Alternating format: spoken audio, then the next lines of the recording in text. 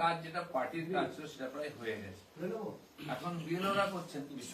কিন্তু যেটা আমরা বলেছিলাম যে প্রায় 1.5 কোটির কাছাকাছি ভুয়ো ভোটার আছে, নাম বাদ যাবে, সেটা প্রায় কাছাকাছি 58-59 লক্ষ তো প্রথমেই ফর্মই ফেরত আসে, নাম বাদ।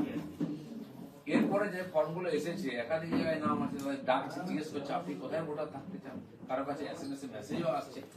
প্রায় 1,38,00,000 আরো নাম এরকম এসছে যাদেরকে ডাকা হবে, আর বাড়তেও পারে।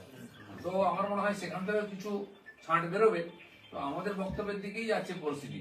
এখন টিএমসি যে বলছিল কি হলো, কিছুই তো হলো না, কি হলো বোঝা যাচ্ছে না। তাদের মহামন্ত্রী দিল্লিতে দাঁড়িয়ে রাজপথে যেমন চিৎকার করছিলেন কালকে, তো বোঝাই যাচ্ছে আগুন লেগেছে।